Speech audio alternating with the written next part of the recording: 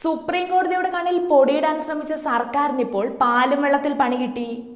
സർക്കാർ സമർപ്പിച്ച 51 യുവതികളുടെ നീണ്ട ലിസ്റ്റ് ചുരുങ്ങി ഇപ്പോൾ 17 പേർ മാത്രമായി.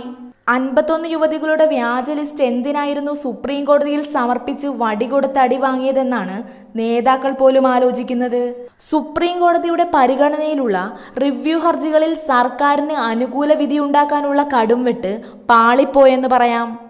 ബിന്ദുവിനും കനകദുർഗയ്ക്കും സംരക്ഷണം നൽകണമെന്നാവശ്യപ്പെട്ട് സുപ്രീം കോടതി തീരുമാനമറിയിച്ചപ്പോഴായിരുന്നു സർക്കാർ ചാടിക്കയറി 51 യുവതികളുടെ മേൽവിലാസമടങ്ങിയ ലിസ്റ്റ് സുപ്രീം കോടതിയിൽ സമർപ്പിച്ചത്.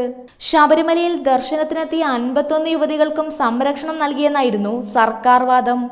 എന്നാൽ പിന്നീടാണ് യുവതികളുടെ ലിസ്റ്റിനെ കുറിച്ചുള്ള ഞെട്ടിക്കുന്ന വിവരങ്ങൾ പുറത്തു വന്നത്.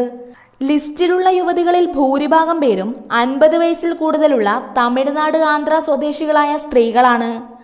ലിസ്റ്റിൽ തങ്ങളുടെ പ്രായം കുറച്ചാണ് രേഖപ്പെടുത്തിയിരിക്കുന്നതെന്ന് ആന്ധ്ര, തമിഴ്നാട് സ്വദേശികളായ യുവതികൾ പറയുകയും ചെയ്തു. കൂടാതെ ലിസ്റ്റിൽ 4 പുരുഷന്മാരും ഉണ്ടായിരുന്നുവെന്നാണ് കണ്ടെത്തൽ.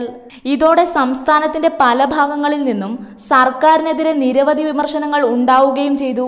പുനഃപരിശോധനാ ഹർജി വിധിയെ സ്വാധീനിക്കാനാണ് സർക്കാർ ഇത്തരത്തിലുള്ള വ്യാജ ലിസ്റ്റ് സമർപ്പിച്ചതെന്ന് ശ്രീധരൻപിള്ള അടക്കമുള്ളവർ ആരോപിച്ചിരുന്നു. ഏതായാലും ഇന്ത്യയുടെ പരമോന്നത കോടതിയായ സുപ്രീം കോടതിയിൽ ഒരു രേഖ സമർപ്പിക്കുമ്പോൾ അത് കൃത്യമായി പരിശോധിക്കാൻ പോലുമുള്ള സാമാന്യ ബുദ്ധിയില്ലേ എന്നാണ് സർക്കാരിന് നേരെ ഉയരുന്ന ചോദ്യം.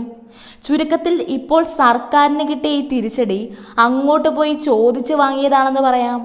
ആധാർ വിവരങ്ങൾ, ഫോൺ നമ്പറുകൾ എന്നിവ ഉണ്ടായിരുന്നിട്ട് പോലും അത് പരിശോധിച്ച് ഉറപ്പുവരുത്താൻ അധികൃതർ മെനക്കെടാതിരുന്നതാണ് സർക്കാരിന് നാണക്കേടുണ്ടാക്കിയത്.